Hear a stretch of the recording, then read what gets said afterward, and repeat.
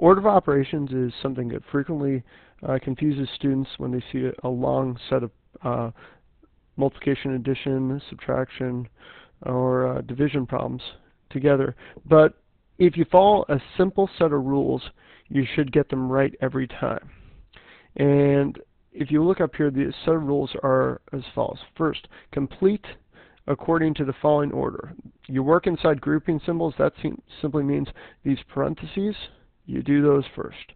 Multiply and divide from left to right, so you would go ahead and multiply or divide from left to right, and add or subtract from left to right. If you do those three things, you should be fine. And there's an explanation here, an easy memory trick. Please excuse my dear Aunt Sally. Parentheses for please, excuse, exponents we'll get to a little bit later.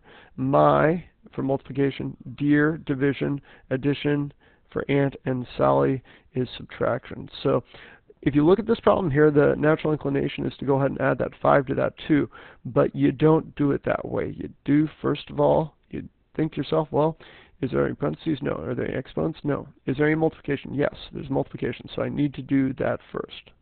And use a lot of paper on these. So now I take care of my multiplication.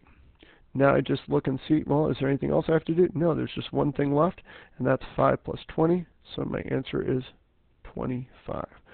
So this problem here, 100 minus 7 times 9. I've got to go up here again, parentheses, no, exponents, no, multiplication, yes, there's a multiplication problem right here. So 100 minus 63, because that's what 7 times 9 is.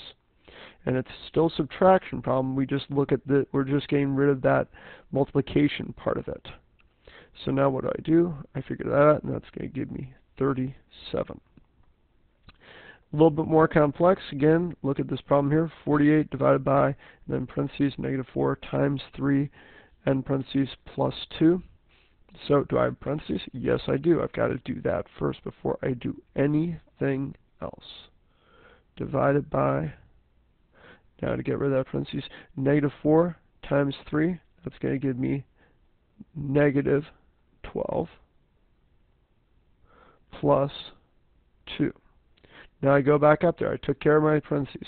Left this in parentheses just to indicate it's negatives, but I've taken care of the operation in my parentheses. So now I've got to figure out, is there any exponents? No. Are there any multiplication? No, there's no multiplication. Is there any division? Yes, there is. So 45 divided by negative 12 is going to be negative 4 plus 2. So now I go back one more time and say negative 4 plus 2. Well, which one has the higher absolute value? Negative 4 is the higher absolute value, so I know it's a negative answer, and 4 minus 2 is going to be 2. And I'm done with that one. So last one here, parentheses, no.